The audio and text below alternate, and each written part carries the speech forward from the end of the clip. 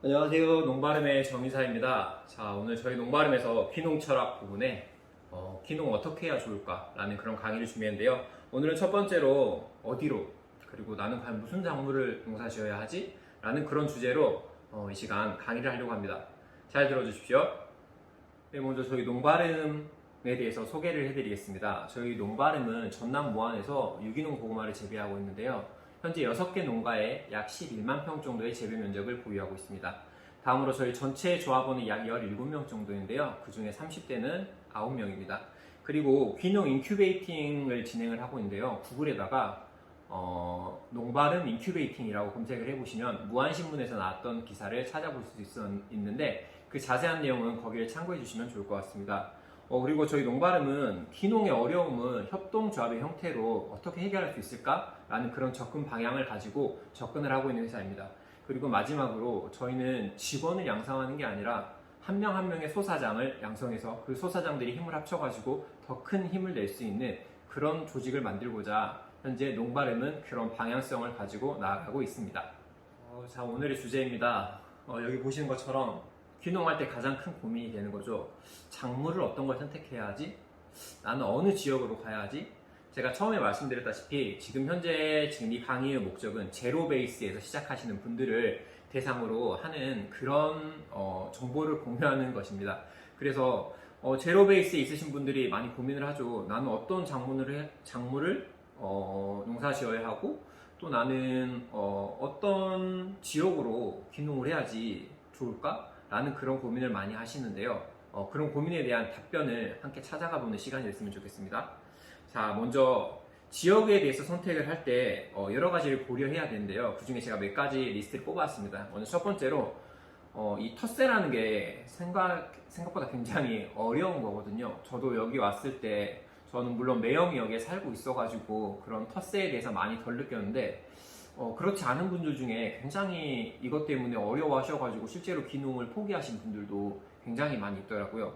그래서 될 수 있으면 귀농인들이 좀 많이 사는 외부인들에게 좀 더 개방적인 그런 지역에 가셔가지고 귀농을 하시는 게 좋고요. 두 번째로 저는 좀 약간 이 부분이 핵심이라고 생각하거든요. 그게 바로 로컬푸드 직매장을 이용할 수 있는 곳입니다. 물론 내가 사는 것이 아니라 내가 사는 것도 물론 포함되겠죠. 내가 사는 것뿐만 아니라 내가 여기에 납품을 하는 거예요. 이 자세한 이야기는 조금 이따가 더 해드리도록 하겠습니다. 그리고 농업으로 커버할 수 있는 땅값 범위에 있는 그런 땅이어야 되는데 저는 그 기준을 현재는 약 10만 원 정도로 생각하고 있습니다. 평당 10만 원의 땅값이 넘으면 이걸 농업으로 내가 귀농자금 같은 경우는 내가 6년 차부터 약 4천만 원 이자까지 포함해서 집을 지었다면 4천만 원이라는 비용을 갚아야 하거든요. 그런데 이 땅값을 내가 땅값이 비싸버리면 평수가 작아지잖아요. 그러면은 여기서 나올 수 있는 수확물도 적어질 거고, 그걸 판매해서 내가 얻을 수 있는 수익도 어느 정도 정해진다는 거거든요. 그래서 굉장히 땅을 확보하는 게 굉장히 중요하거든요. 저는 여기에 대한 기준을 지금 현재는 특별한 시설 재배가 아닐 경우는 노지 재배의 경우 약 10만 원 정도로 현재는 생각을 하고 있습니다. 10만 원이 넘어가면 노지 재배로 농사를 지었을 때 이걸로 수익을 낸다는 게 굉장히 좀 쉽지 않은 구조인 것 같아요. 그리고 이것도 여러 가지 많은 이야기들을 하실 수가 있는데요. 전국적으로 지명도 있는 농산물이 있는 곳이 저는 좋다고 생각합니다. 저희 무안의 경우는 양파가 유명하죠. 물론 이 양파에 대해서 할 얘기가 굉장히 많지만 특히 또 최근에 한 2, 3년간 계속 양파값이 굉장히 안 좋았거든요. 그리고 나서 약간 가격이 오르면 정부에서 수입을 해가지고 FTA를 수입을 해가지고 그런 물량들이 들어왔기 때문에 물론 굉장히 많은 이슈가 있긴 있지만 제가 지금 말씀드리는 거는 인터넷 판매나 그리고 내 제품을 알릴 경우 그래도 좋은 거는 지명도 있는 지역에서 나오는 농산물이라는 거예요. 논산에서는 물론 딸기 이런 식으로, 상주에서는 참외, 그런 지명도가 있는 게 굉장히 장점이 될 수가 있거든요. 이 부분에 있어서는 제가 조금 이따 더 자세히 설명을 해드리도록 하겠습니다. 그리고 다음은 인프라입니다. 이 인프라에는 제일 중요한 건 저는 사람이라고 생각해요. 인프라에서 아는 사람, 그리고 나와 함께 뭔가 함께 할 사람, 그 사람이 있다는 게 굉장히 많은 위로도 받고 또한 많은 도움이 돼요. 그리고 사람마다 능력이 다 다르거든요. 할 수 있는 게 굉장히 다 달라요. 제가 잘하는 게 있고 저희 매형이 잘하는 게 있고 또 A 조합원님이 잘하는 게 있고 B 조합원님이 잘하는 게 있고 서로 잘할 수 있는 게 다 다르거든요. 그래서 이 사람이라는 인프라가 굉장히 중요하고요. 다음은 시설인데요. 저희 고구마 같은 경우는 저장고가 있고 없고가 굉장히 중요하거든요. 근데 그 저장고를 내가 이용할 수 있느냐, 이런 부분은 굉장히 중요한 그런 포인트가 될 수가 있어요. 그런 인프라들을 내가 잘 사용할 수 있는 곳이면 굉장히 좋겠고요. 그리고 마지막으로 지자체 지원 사업을 한번 확인해 보시고 가면 좋겠어요. 보통 군청 홈페이지에 들어가시면은 거기에 공지사항이 있어요. 그 공지사항에 보면은 쭉 리스트가 나와 있습니다. 근데 여기에서 보면은 시범 사업을 특히 잘 주는 게 있어요. 특히 무안 같은 경우는 아까 말하신 대로 무안 양파가 유명하잖아요. 그러니까 양파 관련된 그런 사업들이 굉장히 많이 진행되고 있거든요. 다른 것도 아마 비슷할 거예요. 그 지역에 유명한 그만큼 많은 사람들이 그 농사를 하고 있기 때문에 거기에 대한 그런 지원 사업이 굉장히 많이 있거든요. 그러니까 내가 할 거에 대한 방향성을 잡고요. 거기에 대해서 지자체에서는 과연 무슨 지원을 해주는지 그런 것들에 대해서도 충분히 고민을 해보실 필요가 있습니다. 지역에 있어서는 이런 문제들을 먼저 고민을 해보시면 좋을 것 같고요. 여기 하나하나 이야기하자면은 굉장히 시간이 너무 많이 걸리니까 나중에 기회가 되면 여기 하나하나에 대해서 조금 제가 이야기를 더 진행을 할 생각입니다. 네, 다음은 작물입니다. 자, 무엇을 선택하냐에서 작물을 했을 때 파악을 해야 될 부분은 먼저 작물 자체의 경쟁력을 파악하는 게 굉장히 중요하거든요. 저 같은 경우는 블랙키위라는 그런 네이버 기반 검색 시스템 데이터를 분석해주는 그런 프로그램을 쓰는데요. 잠깐 한번 보여드릴게요. 네, 지금 이 시스템인데요. 저 같은 경우는 예를 들어 고구마를 한번 해보겠습니다.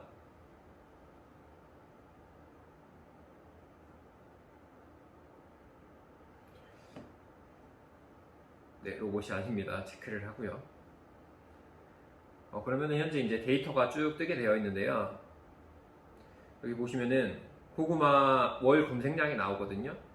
여기 보시면은 PC 같은 경우는 약 2만 건, 모바일은 약 15만 4천 건, 그 다음에 전체적으로 해서 약 17만 건. 지금 계속 올라가고 있어요. 지난달에는 전체적으로 해서 약 15만 건이었거든요. 근데 지금 고구마가 제철이다 보니까 계속해서 올라가고 있습니다.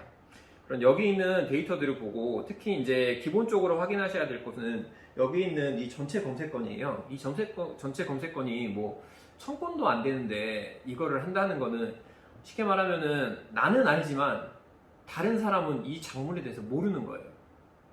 근데 이거를 내가 홍보하고 알려가지고 전국적인 판매망을 가져간다?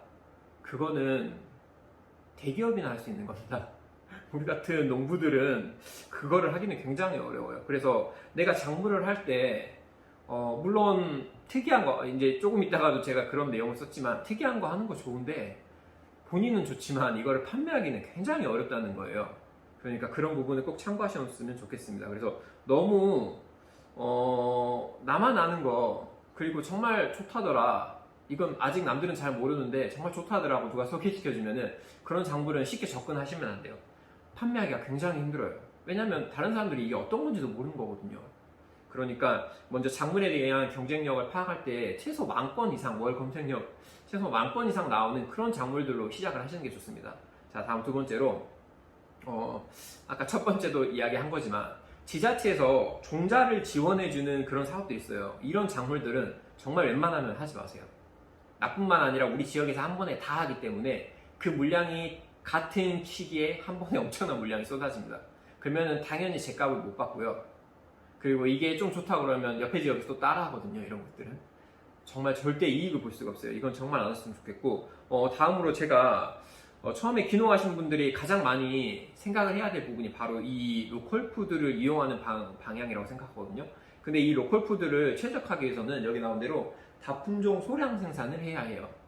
이 다품종 소량 생산을 하다 보면은 여기 보면은 여러 작물 중에서 나와 맞는 거 찾기랑 연관되는데, 다품종을 해봐야지 내가 어떤 농사를 잘 짓고 어떤 농사를 더 취미가 있어 하고 어떤 농사가 더 재밌는지를 알 수가 있어요. 그리고 로컬 푸드를 할 때는 중요한 건 순환이 굉장히 중요하거든요.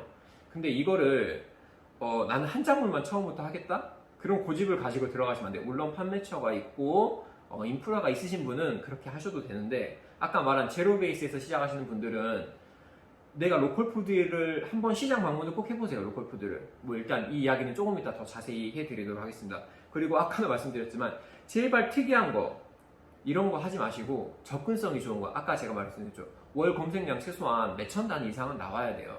이게 뭐 1000건도 안 되고 뭐 2000건, 3000건 이런 것도 굉장히 판매하기가 굉장히 어렵거든요. 그러니까 이거는 인터넷에서만 어려운 게 아니라 오프라인 시장에서도 굉장히 어려운 거예요. 원래 온라인이 좀 더 빨라요. 근데 오프라인 시장에서도 이건 굉장히, 그런 건 진짜 나만 알고 내 옆에 사람, 나 소개시켜준 사람만 아는 거예요. 누가 사먹질 않아요. 그냥 뭔지도 모르고 뭐가 좋은지도 모르니까요. 그러니까 제발 귀농하실 때 특이한 거, 이렇게 막 그런 이야기 제가 굉장히 많이 듣거든요. 귀농하신다는 분들한테. 특이한 거 제발 하지 마세요. 그거 하시면은 정말 더 빨리 진짜 망해가지고 올라가실 확률이 훨씬 높아요.